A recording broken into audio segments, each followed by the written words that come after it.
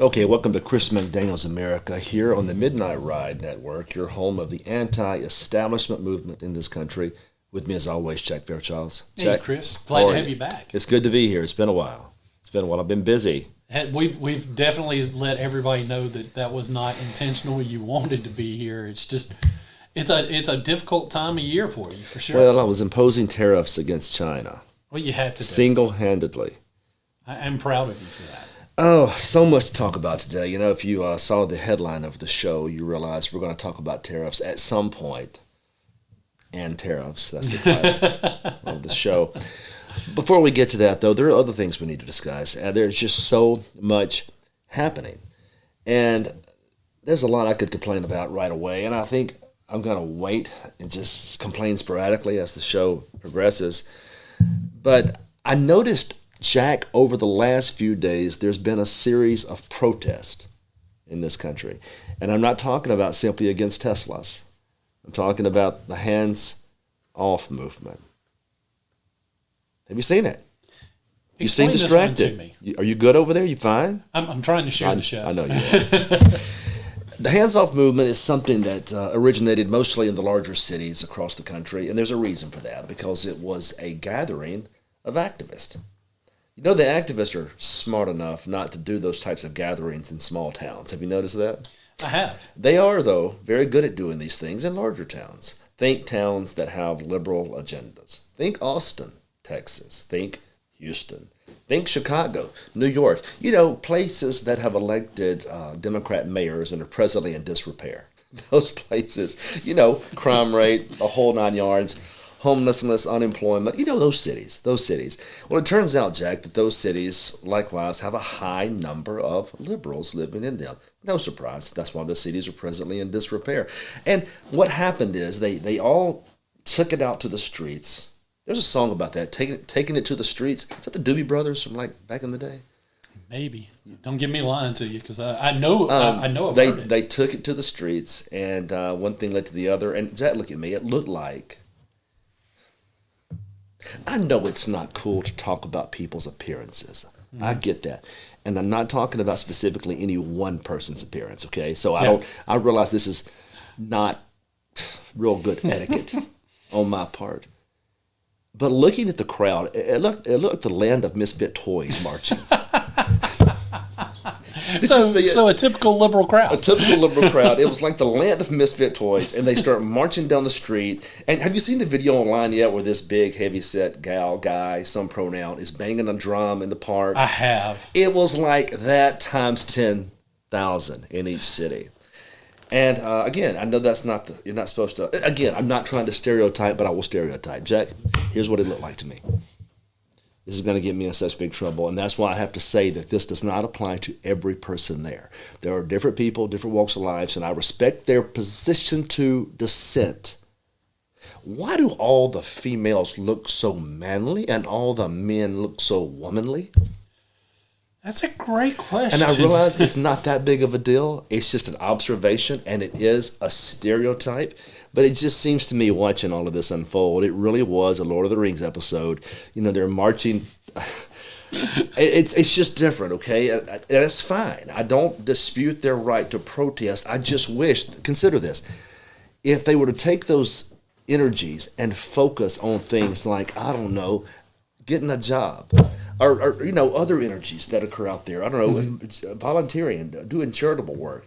And again, there's nothing wrong with them protesting, right? We live in a country where we have to at least embrace dissent in various viewpoints. But my goodness, I'm going to say too much. It's going to get the show banned. There's a reason some of these people aren't employable. They're just not. You can't hire them for the service industry because they're clearly not service-oriented types of people, but they can protest, and that's fine. Okay, forget all that. That was mean. I hate that I said those things. What are they protesting? That's the first question. So I started looking down and trying to understand what exactly they're protesting. One of the best ways to understand what someone is protesting is to look at the signs that they're carrying. Mm-hmm. And the signs said things like, "Stop destroying America." All right?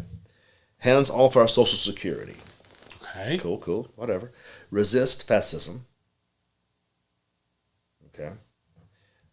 tariffs or taxes. When did the Democrats start caring about taxes? That was the one that got my attention. My whole life, they've pushed for more and more and more regulation, more and more taxation, more and more taking from regular people, and all of a sudden, they're Milton Friedman. And I'm going to get to that again in a second, too. Have you noticed how all of a sudden they're anti-tax? They're anti-tax simply because Trump imposed the tariff. Had it been Biden imposing the tariff, they would have loved the tariff. That's how strange things are becoming. So, tariffs or taxes is what they say. All of a sudden, these folks are tax cutters and government reducers, I guess. Oh, here's another one. Honk if you love democracy. I'm not even sure what that means. This is a constitutional republic, not a democracy. They have a hard time understanding that. Well, the phrasing, they're too busy focused on subtle things, like 16th century women's studies or whatever it is they do. Here's the concept.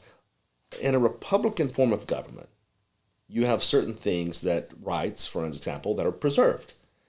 Think, for example, the right to worship, or the right to speak your mind, or the right to do any number of things enshrined there in the first 10 amendments, and other rights that aren't enshrined in the first 10 amendments that have been part of this country's deeply rooted history and tradition. We have rights, and guess what? You can't vote those rights away. That's the distinction between a constitutional republic and a democracy. If we were a pure democracy, our rights would be subject to majority rule. Nobody wants to live that way. Liberals, you shouldn't even want to live that way. Majority rule is a problem when it comes to freedom and liberty, because any number of a majority of the people could vote away your rights or take away your privileges or property or whatever, even your freedom. You don't want to live that way. So let's stop calling it a democracy. Democracy it is not. Yeah. But that's what the signs say. Honk if you love democracy. So the protesters were armed for sure, Jack, with a ton of outrage. Very little reason for the outrage. Now I realize that there are certain principal positions some of these folks have, and I get that they're trying to preserve the status quo. Yeah. We'll talk about that later, because this is not a preserve the status quo environment. And it might be now that the Democrat liberals, the more radical of the bunch, are now seen more as establishment-orientated people as they are as outliers, because they've controlled the culture for so long, for so many years. How else do you start changing the pronouns of people willy-nilly and people getting to choose what gender they are overnight, right? So they've changed the culture. So maybe they are now the established order, and we are the counterculture. But it makes it weird when they're trying to talk about populism and find ways to, touch the people out there, so to speak, when in fact they are the establishment in many ways. So get this. A couple of things that struck me as weird. I said earlier, it's not so much about their principle, although I realize some of those folks are principle people. I don't dispute that.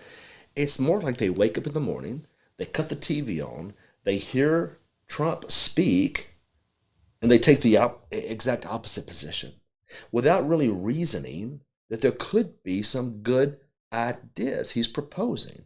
And look, we do that too sometimes, right? Because sometimes we'll get up in the morning, turn the TV on, hear what he has to say, and automatically be for it without really considering there may be other positions to take on a particular issue. And I think that's wise. But take, for example, Tesla.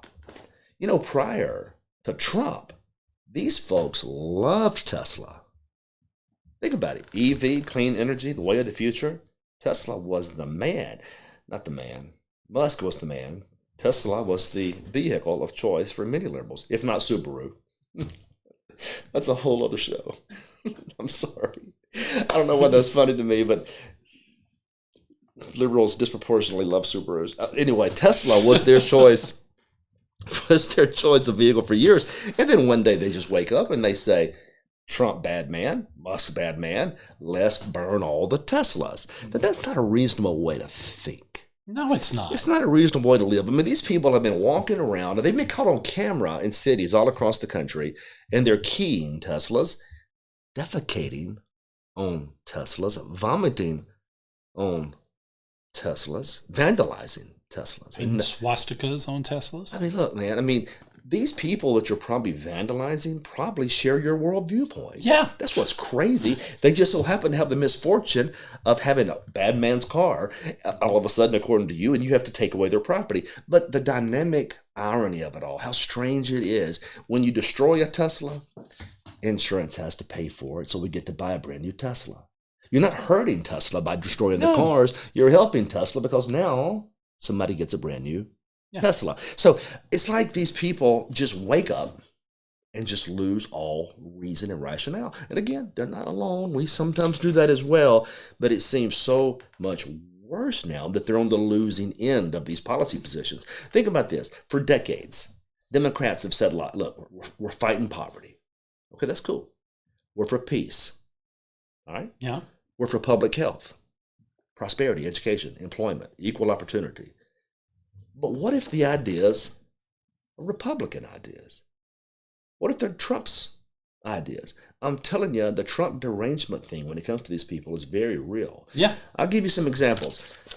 Think about these criminals that we're now deporting to El Salvador. Mm-hmm. Most of these folks are criminals. Yes. They're gang members, Jack. Yeah. Doesn't that bring peace when they're sent away? Doesn't that lower crime when they're sent away? Doesn't that bring criminals? Yes. Prosperity when they're sent away? Yes. These are things the liberals claim they stand for, but it just so happens it's Trump's idea. You know, Trump might be outsmarting them. I tell you why. He has a plan now, which I don't think is a good plan necessarily. I'm going to say that right now. He wants to raise taxes on wealthy. Okay. He's floating it. He's floating it. Wouldn't it be great if the liberals came out against it just because it was Trump's idea? Would be funny. It would be funny. Okay, so here's some other things. So you talk about public programs the liberals support, and it's been part of their agenda for an awfully long time. Well, remember Musk and his program, the Department of Governmental Efficiency, they're rooting out waste and fraud. By rooting out the waste and the fraud, there's more money available for the public programs they claim they support. So why would they be against rooting out waste and fraud? Merely because Elon Musk is lined up with evil, bad orange man. All right. They say health. We're for the health of the people. We need healthy populations. And they've been pushing the government for years to basically force health upon us. I mean, think about, now I know, cigarette taxes and all these draconian rules against smoking. And I know most of you agree to that, but still, what about personal liberty, right? If somebody, anyway, long story short, for years, we've heard them talk about the benefits of government exercising control over our health affairs. And then all of a sudden, Trump comes along with a guy named Kennedy, and Kennedy starts trying to do just that. You know, ban chemicals here, ban chemicals there, make sure you can't buy junk food with food stamps, which, by the way, is a healthy decision, is it not? Yeah. How crazy is that? On one hand, if Bloomberg in New York or whoever passes a law that says you can't buy a big gulp or taxes a big gulp disproportionately, liberals say, yay. Awesome. But if Kennedy, but if Kennedy comes in and tries to do just that very thing on a wider scale, he's a bad man. He must go. I thought they were for health. Well, they were until they were against it because, again, Donald Trump aligned himself with RFK Jr. So RFK Jr. now, just like Elon Musk, bad. It doesn't make any sense. So the protesters don't seem to be mad at the liars. They don't seem to be mad at the cheaters, the thieves, the grifters, the manipulators, the politicians that put us into this space. They don't seem to be mad at those people. They're just focusing all their angst on one person. Yeah. It's just odd. It's just odd. It's odd whenever we do that on our own behalf, but it's just strange at the direction they're heading. Look, I mean, that's part of this whole tribalism thing that's frustrating. And it's one of those areas why I sometimes feel like everything's hopeless. Because if we're instantly reject good ideas because it came from the blue team, or the blue team's rejecting good ideas because it came from the red team. Instantly reject good ideas because it came from the blue team's rejecting good ideas because it came from the red team. But you're only merely rejecting it, not based on the merit of the policy. You're rejecting it because who proposed it. That's a problem. It's weird. Now, with that said, the Democrats have gone so off reservation that it's probably reasonable to reject most of what they say. Oh, yeah. But at the same time, it shouldn't be a knee-jerk rejection. No. I'll give you a couple of examples.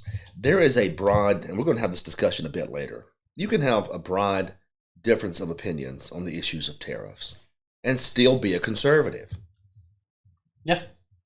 Just because the liberals are attacking the tariffs doesn't automatically make the tariffs a positive thing. Okay? You have to take a deep breath and ask what's going on here. Now, granted, they're a bit hypocritical for attacking tariffs when they've always been for tax policy. Yeah. But you don't just post a memo there and say, because Blue Man say this, it must be bad. And they shouldn't be saying because Trump says this, it must be bad. The tariff thing's complex. You know my position. If we're doing this in a short term to hammer China over the bloody head and to get a better trade deal, short term, hey, it's time to dance. But you want to define what short term means. Well, you have to, because no country over the long term nobody thinks tariffs over the long term are a positive thing. Trump does it. The U.S. government does it. No economist does. Now, in the short term, to pound out great trade deals, in the short term, to reestablish some manufacturing base in this country, heck yeah. But you got to be careful because you're playing with dynamite. But just because the liberals said they're against it doesn't mean we should automatically be for it. That's the point I'm making. Yeah. So here, the point is, some of this weirdness takes place in both parties, but it seems lately the Democrats have been completely deranged. Yeah. A couple of more examples. The taxpayer dollars that we're sending all over the world. And the Trump administration is trying to stop that. Yeah. That's a good thing.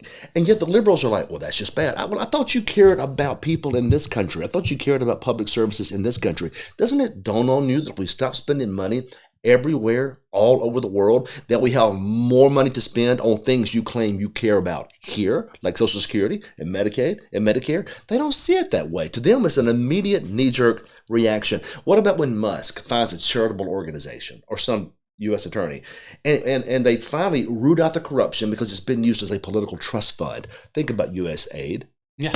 Right? So it's a trust fund for Democrat causes. But it's a waste, and it's corrupt. Even they should recognize, even though they're getting a disproportionate amount of money from the program, doesn't change its corrupted nature. So if you get rid of corruption, it seems to me everybody is better off. What about the bloated programs all over the government he's trying to find and cut? You get that money back, you can uplift and strengthen Social Security. But the left doesn't think about these things. They're just so concerned about attacking, and it bothers me. It bothers me greatly. One more thing. Yes, Trump was right to do his best to end the Department of Education. Yeah. Now, granted, he can't do it alone. Congress needs to act at some point. He can take the powers of that department and place them in other agencies. But to abolish it, it's going to take congressional action. They should abolish it. Now, get this. The American left goes crazy. Don't you want your local schools controlling what's taught and how it's taught? Isn't that the nature of the leftist philosophy? Why would you want some Texan telling you how to go in your schools? Come on, folks. The liberals hate Trump so bad they've lost all their common sense. And that's the point of this. Now, I say all that to say this because I'm frustrated. Hands off. I like that phrase. And I think we can use it. They seem to say what? Hands off our democracy. I don't know what that means. Hands off Medicaid. I don't know what they're talking about. And we have some hands off slogans we can use. Yeah. Let's talk about some. What did the rest of them all used to say? Am I formerly nicotine stained hands? Remember what he used to do? Yeah. Hands off. Here's one. How about hands off our children? Oh, I like that one. Why don't you stop indoctrinating our children in the classroom with radical gender theory and anti-American nonsense? How about that? I like it. How about hands off our children? How about hands off our money? You know what? We work. Most conservatives I know don't have a lot of time to go march down the street in the middle of the day because we actually have JOBs. We're trying to raise our families and pay taxes, right? But get this, the employment that we work, the labor that we work is our labor. Democrats want it for themselves. They want to take our labor.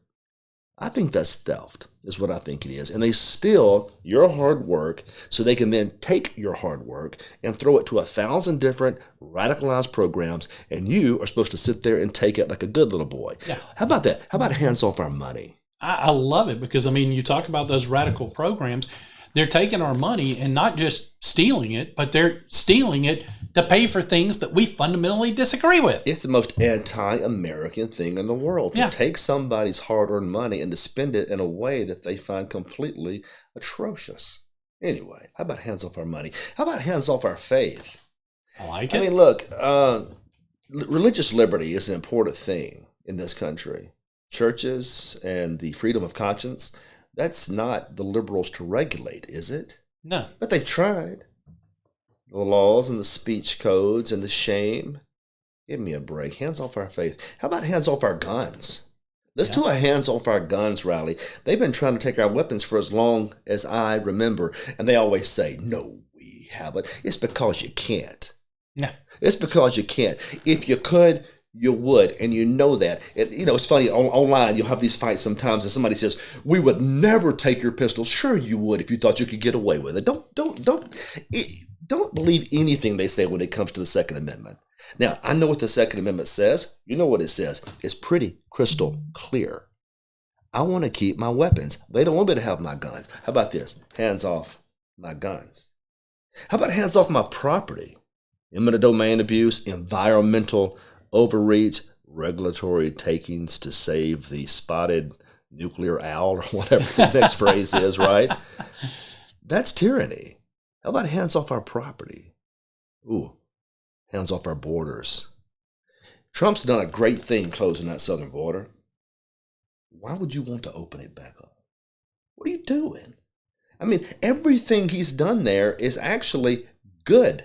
Not only for this country, but for the poor people that are being forced by these coyotes and all these other knuckleheads to come through, gang members, to come through the southern border and be mistreated the whole way through. There's a process. It has to be orderly. He's done a great thing by stopping that. Hands off the border. Yeah, I mean, they're so blinded by this. We got to help these people they're ignoring that it's more than that. They're ignoring that we already have a process to get into this country.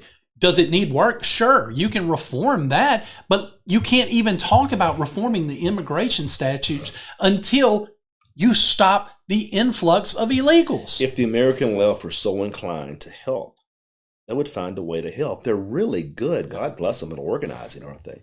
And they're really good at raising money for radicalized things they do. Yeah. If they wanted to get out and actually help these people, they'd find a way through charities and other things. But they just don't. They want your money to help those people. No. Hands off that border. What about this? Hands off our speech.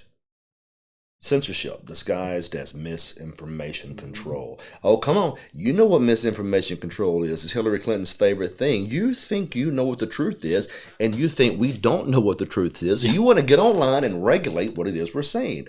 That is abridgment of speech. It violates the First Amendment. And again, hands off our speech. We're not going to be silenced by these people. No. Let's keep going. This is fun. More hands-off stuff I've discovered. Hands off our doctors. What? Medical freedom matters, folks. Stop politicizing health care and trampling informed consent. And for goodness sakes, let parents make the decisions as to how their children are going to be medicated. It's a parent's call. And by the way, let me make my decision how I'm going to do it in the event that one of your respiratory viruses grows and we have to all get shots again. No, thank you. It's none of your business. Hands off our doctors. Hands off our bodies. That's what they would say. Hands off our votes. How about this? Election integrity matters to conservatives. It doesn't matter to you guys, but it matters to us. When we talk about election integrity, we're not talking about voter suppression. We're making sure that our vote counts and can't be cheated by you cheating like you have so many times in the past. How about hands off our votes? And lastly, my favorite one, hands off our Constitution. It's the rule of law. It's the law of the land. It's not yours to rewrite. It's not yours to erase. It's not yours for your federal judges to turn upside down. It is what it is. So just like that, we've got 10 different signs we can all walk with. and have a conservative hands-off rally. The problem is we're too busy working. Yeah, that's what I was fixing to say. That whole job gets in the way. The whole job and responsibility is a heck of a thing. Democrats, I'm going to get off your backs in a second, but it's just been such a difficult week for me. You've got me fired up. We're in an age of populism. You know what populism is? Probably not. Populism takes on many forms. One of the easiest ways to describe it is it's us versus them. Us versus them. And you can frame that 1,000 different ways. Marx did it well.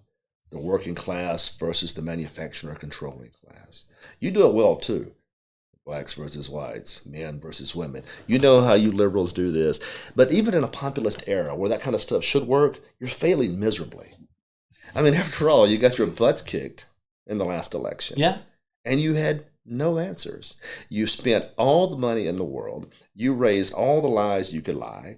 You attacked him in every way you could, and you still lost. And what's weird is you knuckleheads keep repeating the same mistakes. The reason you lost is, even in an age of populism, nobody wants your style of populism. Most Americans don't want to be at war with one another because of what's called immutable traits. You might say, what are immutable traits? Well, race and sex is an immutable trait. You don't agree with that. You think everything is a collective. You think everybody has to be pitted against one another as collectives. Conservatives don't see it that way. We want to see things as individuals. I think most Americans want to judge people as individuals. So even in this great populist era, you're losing because you can't find the right message. Now let's talk about your message right now. The Democrats' only message that I'm familiar with right now is what, Jack? Trump stinks. Yeah.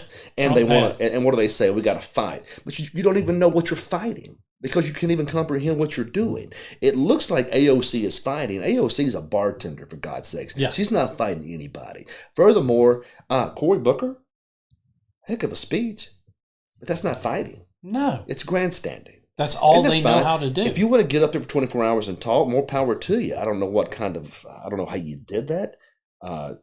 It was impressive, to say the least, but it doesn't change the dynamic. The bottom line is you're hostile, you're angry, you've been trying to upend our institutions for as long as I remember, and America has rejected you, and you're angry about it. So you want to fight. And lastly, one of the other populist themes they're losing with. Have you been hearing them lately talk about fight the oligarchy?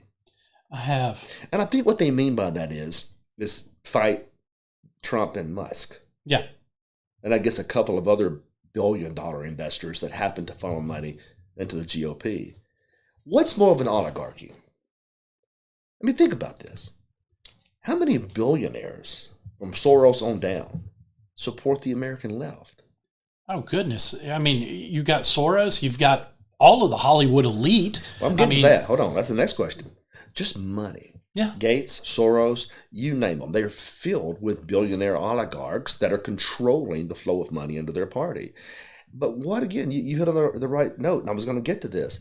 Think about the entertainment industry. Yeah. Is that not a form of oligarchy? It is. These people are privileged, and they rise above all of us in their private jets and in their beautiful homes, and they look down their noses at us. That's a form of oligarchy. So they have, in my mind, a stronger and more sizable oligarchy than the Republicans had ever had. So when they attack the rich like that, it really rings hollow to me.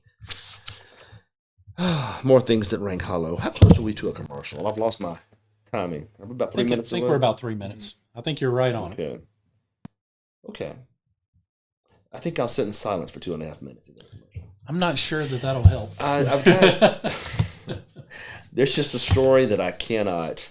It's not a story. It's a comment. Like, I watch people fight online. Mm-hmm. And, I know what I believe. But I also want to see what others believe. I think it's important. Yeah. You know what? I watch CNN almost daily. I know. I've come over and been like, why is this on your TV? I read the New York Times almost daily. There's a reason for that. I don't always agree, but I want to be challenged, and I want to think through the issues rationally and logically. Well, you can't argue your position without knowing theirs. You can't. And here's the thing. The American left, for years, they like to pick and choose their fights. And in my mind, I like consistency. They're usually not very consistent. And when I say consistency, this week the left was quoting Milton Friedman. Milton Friedman is a conservative economic hero. Milton Friedman's one of us. Yeah. Milton Friedman's a heck of a man. One of Ronald Reagan's advisors, back when Reagan was in office, and has written a ton of books and a ton of intellectual papers. And I thought it was interesting. They started citing Milton Friedman to attack tariffs. When I get back, we're going to talk about that.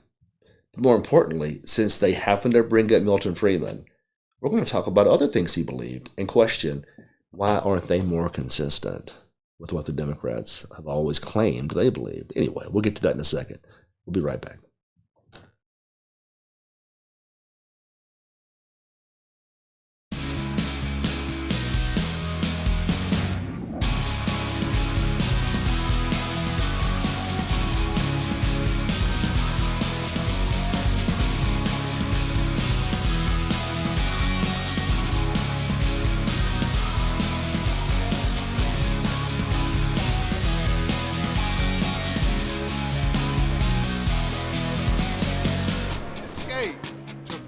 Resort.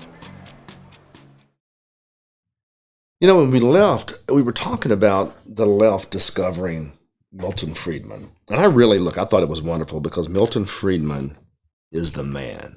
And he believed, and a lot of conservatives now all of a sudden don't believe this any longer, but he believed in free trade. Yeah.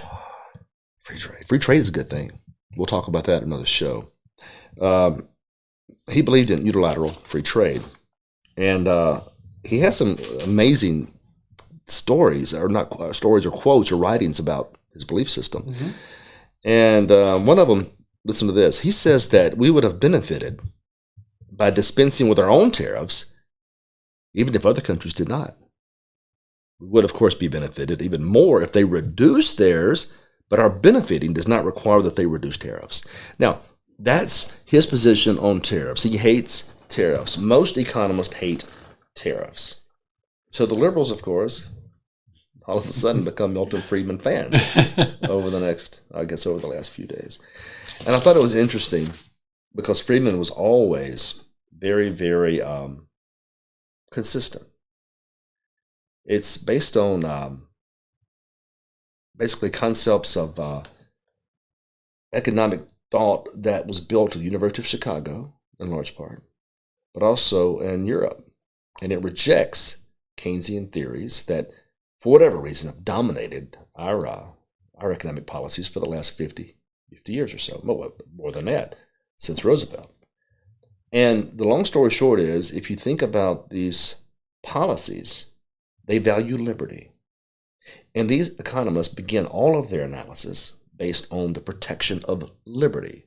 And they expand out from there, believing that liberty is an absolute good, and that the marketplace, in all of its various decision-making processes, is one of the best ways to find truth, as far as we can discern. Yeah. You say, what is truth? Well, better question, what's a good product? Okay, what's a good product? The marketplace can find it for you. You give it a year, it'll find the best products because the people will buy those products, and they will reject poor products. And so millions of transactions, millions of exchanges, and the better products find their way to the top. And the bad products, if the toasters are exploding, the Pintos aren't doing well, they find themselves at the bottom. So an exchange in a marketplace, unfettered by politicians, unfettered by government, is a good place to be. Now, the left uses it as an example of how Trump was wrong, but then they ignore all the other comments that he had. Let's see if I can go over those real quick. School choice, health care, regulations, the size of the federal government, tax policy, and the minimum wage. I'm wondering why the liberals can't read more from Milton Friedman on those issues. On school choice, he wrote, governments could require a minimum level of education, which they could finance by giving parents vouchers redeemable for a specified maximum sum per child per year if spent on approved educational services. Freedom. liberty. He's saying, yes, you should have a right to pick your school. Yes, of course you should, because that's the essence of liberty, right? Not constraint, not control, no politician in your dadgum way. It's the same reason he was against tariffs. Tariffs are an extension, or lack of tariffs, are an extension of free markets. There's that word again, free. Yeah. So liberals reject school choice. So what do they say? It's going to destroy the institutions. The only thing school choice destroys are bad teachers and bad schools. Yep. By the way, did you read the other day in Baltimore, these poor kids, 40% of those tested students. 40%. Wow. Couldn't even do basic math. That's the public schools. That's look, just sad. Not all public schools are like that. I recognize that. But you have to understand, liberty and choice should prevail. Yeah. But the Democrat National Committee's platform opposes the use of vouchers, tax credits for education, and it describes them as schemes that divert taxpayer-funded resources away from public schools. How?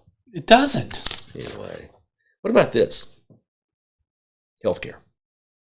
President Barack Obama, you know who he is. Yeah. He said, if I were starting a system from scratch, I think the idea of moving toward a single-payer system would make sense.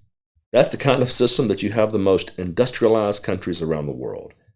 Well, Friedman disagreed with that, and I wonder why the Democrats didn't quote him during that debate. Well, it's definitely something that makes you curious, right? What did he say about the healthcare system? He was asked once in 2006, is there an area in the U.S. where we haven't been as aggressive as we should promoting property rights and free markets? Mm-hmm. This response is mind-boggling. Listen to it. Again, he's rooted in liberty. What's he say? Yes, in the field of medical care, we have socialist communist system of distributing medical care. He said instead of letting people hire their own physicians and pay them, no one pays his or her own medical bills. Instead, there's a third-party payment system. It is a communist system, and it has a communist result. Now, that's a heck of a statement, and it's strong. But remember, it's based in consistency. What's that consistency? Liberty, freedom. He's saying give people choices. What about regulations? Liberals, you love regulations. You would regulate us to death if you could. He believed they're necessary only to prevent theft, fraud, and force. But he was concerned about people that would write regulations to block competition. Do you know when I served all those years in the Senate, the great majority of so-called acts that we passed when it came to businesses were to protect monopolies from competition? And we would claim it was for a health reason or a safety reason. No, it was for a money reason. Yeah. Government exists in so many ways to keep others wealthy. But competition, remember the marketplace, changing ideas, has a way of making sure the cream rises to the top and not the scum. Government's just the opposite. It keeps the cream from rising and lets the scum have a fighting chance through protectionism. But liberals didn't sign Milton Friedman when it came to that. Minimum wage. Liberals love to increase the minimum wage, and every time they do, jobs are lost. Did you know that? Every time. Yeah. Why? Nobody. Anybody? Here's why. Minimum wage has to be paid by the employer. If you increase the minimum wage, he has to come up with that money somewhere. What do you think he comes up with it? He's two ways. Two ways. He's either going to cut his employees, have less of a staff, which, again, if you look in the fast food industry now and you see how many automated things to place your order, it's happening. It's happening. And the second thing is he's going to raise the price on the consumers that are coming to buy his goods. And so the very people you claim you're trying to help with that, you're hurting. Mm-hmm. He took it a bit differently. But listen, you can't argue with it. Listen to what he says here. We regard the minimum wage rate as one of the most, if not the most, anti-black laws on the statute books. The government first provides schools in which many young people, disproportionately black, are educated so poorly that they don't have the skills that would enable them to get good wages. It then penalizes them a second time by preventing them from offering the work for low wages because it induces employers to cut jobs as opposed to letting entry-level positions into those jobs. But they didn't quote him on that particular issue. No. What about taxes and the size of government? I want to hear this. Like many other economists, I oppose the increase in taxes recommended by Lyndon Johnson, but for reasons different than most. I oppose a tax increase because I believe the federal government is already absorbing too much of the community's resources. We need lower taxes, not higher taxes. Too much of the community's resources. Again, that's based in liberty and freedom. Do you see it? Everything he's done has been about you being empowered as opposed to the collective being empowered. You having a say-so as opposed to the political class having a say-so. That used to be classical liberalism. That used to be what a lot of Democrats believed. Not anymore. All they believe now is hate Trump, hate Musk, hate Teslas. Hate RFK Jr. because he's with Trump. Hate anyone remotely associated with Trump. Pretty much hate anyone that disagrees with me might be an even better way to say it, because that's their mindset. For the tolerant group of people that they always claim to be, they've never been tolerant. Their tolerance is with each other. And even that's a very thin line if you want to be honest about it. They want you to surrender. They're not for tolerance. They're for complete and total surrender. Well, they love you as long as you can't speak your mind. Or as long as when you do, it just reinforces what they just said. I had so many other things I wanted to talk about, but the show's running long because I've been full of hot air. It's been good. It's been good. Well, it's, at least we haven't talked about tariffs too much.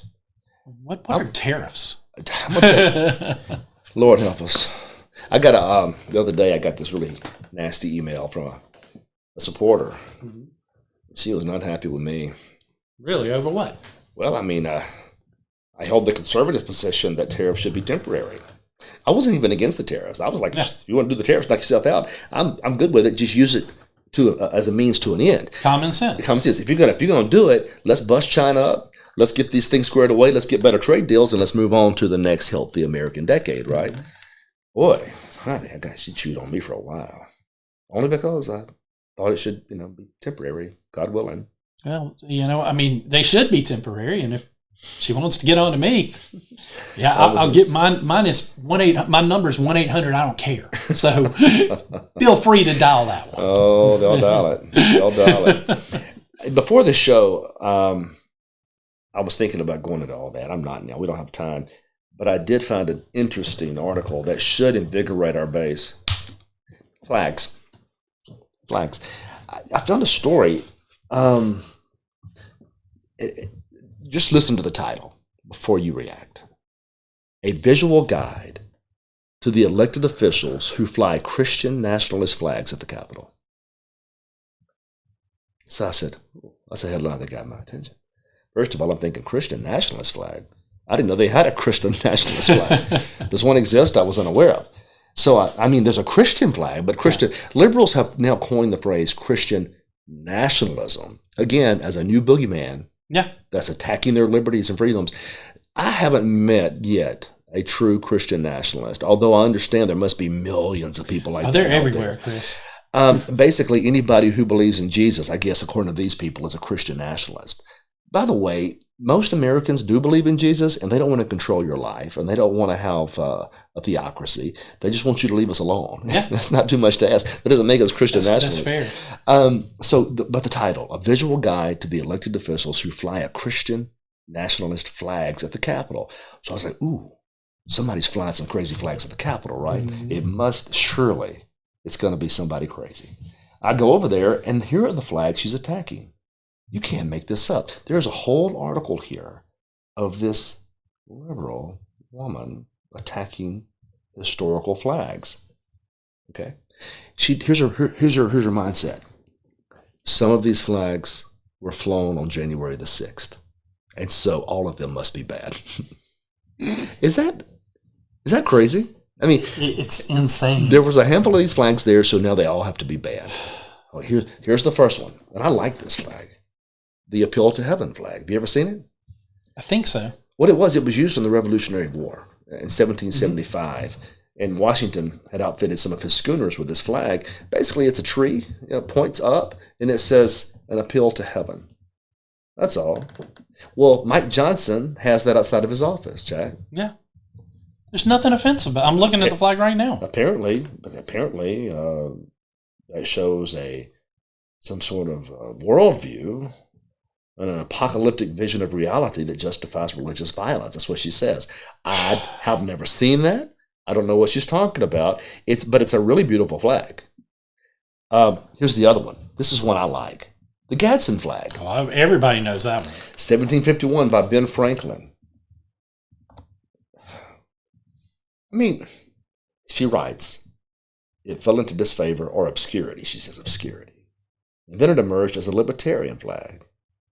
But since then, the symbolism has shifted to represent anti-government sentiment and was especially directed at America's first African-American president. Was it? I don't think so. What is she talking about? Oh, she's trying to say that the Tea Party was a problem. Right, but if I flew this flag, and Barack Obama never came to my mind, no, by virtue of her logic, I'm a bad person. Yeah. You see what we're up against? Look, it's so frustrating because that's always their call. You know, let's ban. But they're the ones that are, looking out for our best interest. Again, it goes back to what I said before. Well, they don't want tolerance. They want us to surrender. But remember, there's a bigger theme for today's show. Talked about Friedman for a while. Everything he said was based in personal choice and liberty. Yep. Everything they say is based on control and manipulation. Yep. It's not like she says they have a right to fly it. She's making the argument that it should not be flown. And if that child had her way, she had passed a law banning it. Oh, absolutely. The other one. There's several more, by the way. The Come and Take It flag. Now, listen, this one's personal to me because I happen to like the Come and Take It flag. And I'm going to tell you the story about that for all you folks who don't know where that came from. Now, the phrase is laconic. It comes from Sparta itself. You might remember, come and take them. Mm-hmm. Everybody's seen the movie. It wasn't quite that dynamic. It was a courier that brought the message, and the Spartan king basically replied when they asked for the arms. He said, come and take them. If you didn't know much about the Spartans, they were a brutal people, tough as nails, but they took great pride in saying few words, the men especially, the leaders especially, great pride in few words. And so those laconic phrases became famous. So he tells the king of Persia to come and take it, come and take them. Well, the Texans must have heard of that because the Battle of Gonzales took place in the 1800s, early 1800s, 1835, I think. Long story short, Gonzales had a cannon. You know that? They had a cannon. It's funny because they wanted a cannon. And they wanted the cannon because they were being raided by Indians. And they thought if they had a cannon, they could keep the Indians at bay. I'm sorry, Native Americans. Wanted the Native Americans at bay. So they asked the Mexican army for a cannon. All right.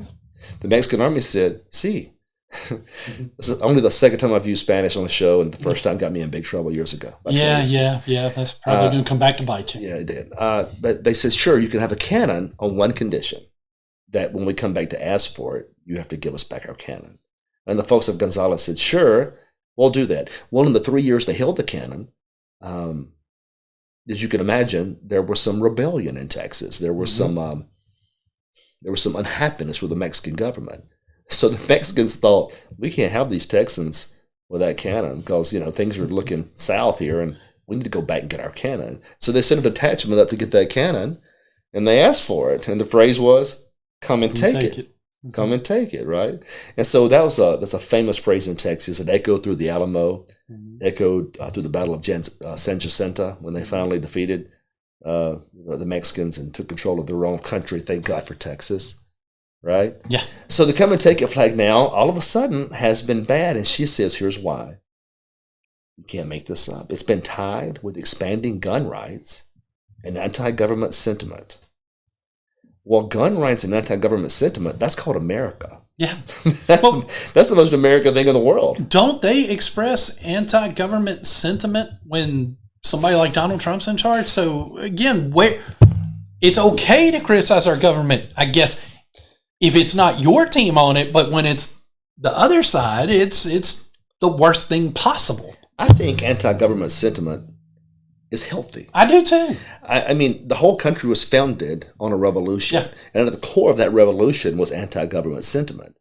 And it's healthy to have skepticism toward government. Get this, liberals. It's not that we dislike government so much. We dislike politicians so much. And politicians use government to extend their reach well past where they should be extending their reach. So it's not that we just dislike this nebulous concept of government. We don't like politicians telling us what to do. What's wrong with that, right? But again, come and take your flag. She says it's no good. It shouldn't be at the Capitol. I would personally, if I were to come to the Capitol and see a congressman flying the come and take your flag, that's my guy. Yeah, I already know I'm going to like it. Here's another flag she doesn't like. All right. The thin blue line flag. Oh, of course she hates that one. I don't get that. Basically, this goes back to 1854. There was a British regiment that flew something along these lines. Mm-hmm. They called it then the thin red line. So the thin blue line began to gain some sort of presentation, she claims, in opposition to the Black Lives Movement. I don't remember that being the case. I thought it was to support law enforcement. It was, and if I remember, and I'd have to double check, but I think it predates the Black Lives Matter movement. It does, considerably, but all of these flags predate all of her arguments. She's saying they grew into the controversy because they changed the direction they were flying, I suppose. It makes no sense to me, though, because if you're saying I'm pro-police, that doesn't mean I'm anti-black. No, and here's another thing. Why is the Black Lives Matter so precious anyway? Because again, it's a relatively new movement that, in my personal opinion, didn't protect folks the way that they claimed that they wanted to. Here's another one. Her last big problem is the Christian flag. And of course it would. Oh, yeah. I mean, we knew that was coming. We know how much the liberals love Christians. We know they do. The Christian flag. Here's her argument there. She says, yeah, fine. It was established in 1824. And different churches flew it, and fine. But then she says it was prominently displayed during the attempted insurrection on January the 6th. And it shows that its symbolism has evolved. Rather than pointing toward an allegiance in Christ or to Christ, it now refers to an allegiance to turning America into a Christian nation. What does that even mean? She doesn't know. It's just words. That's all it is. It's just words. Anyway, this is why we're in a cultural war with the left, because they recreate the culture daily, take our symbols, take our history, and they revise it, make it their own, and then crucify us for daring to defend ourselves, since they're so much more tolerant and open-minded than we are. There's that word again, tolerant. If you're so bloody tolerant, let these politicians fly these flags without bitching about it. How about that? Yeah.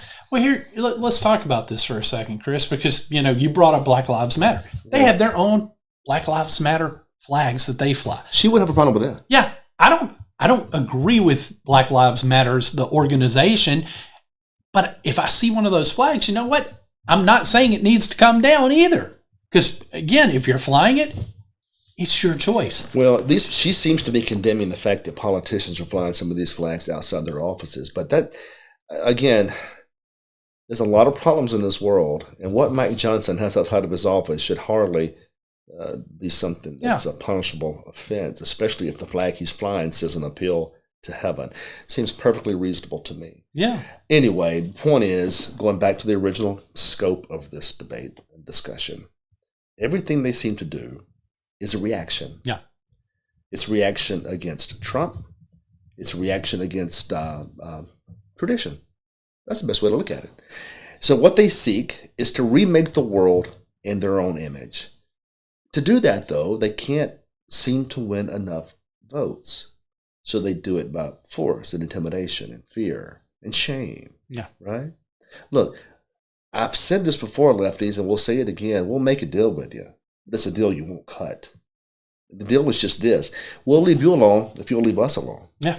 But I mean, leave us alone. I mean, stop trying to take my money. Let me have my guns. Yeah. Let me worship my God, educate my children the way I want to, send them to the schools that I wish. Let me be free.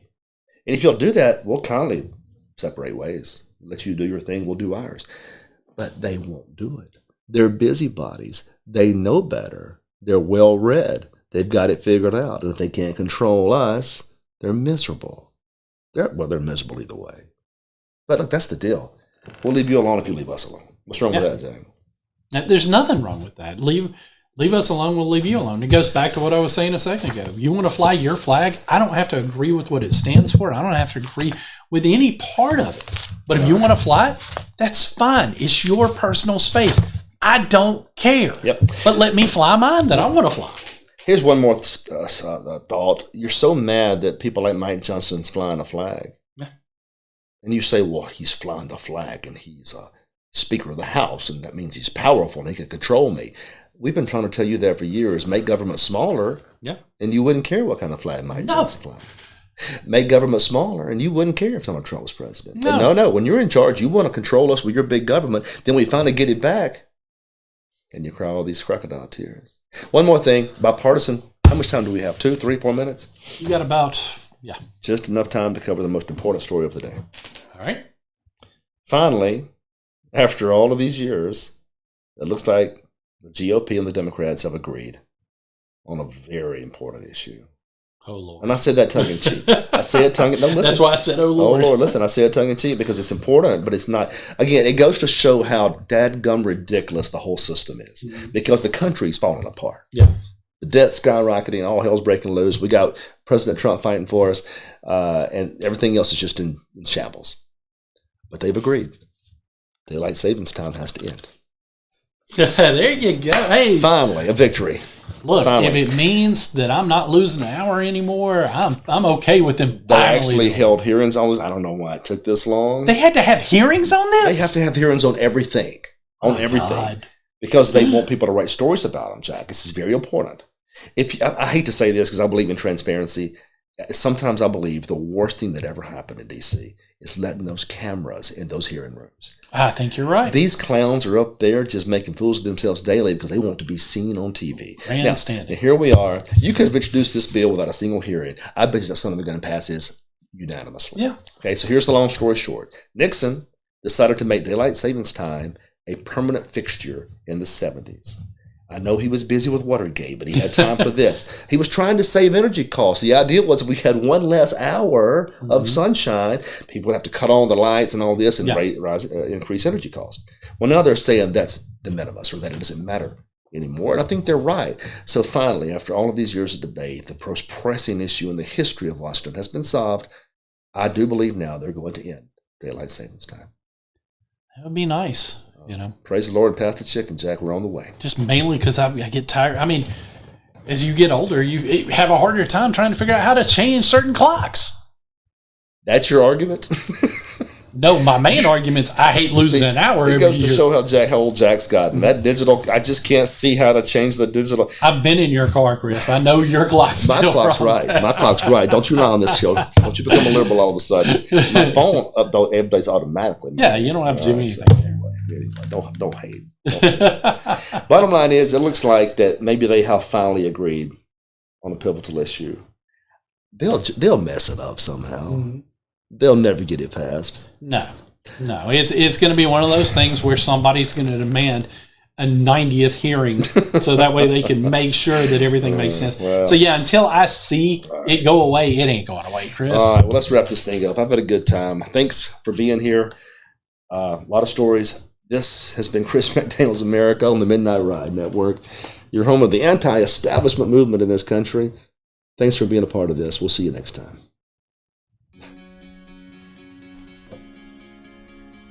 Looks like you've been sleeping well. Megan, he's back. The My Pillow guy. And you're looking good. Still feeling good. Well, just when you thought it couldn't get any better, we've got the best pillow ever, My Pillow 2.0.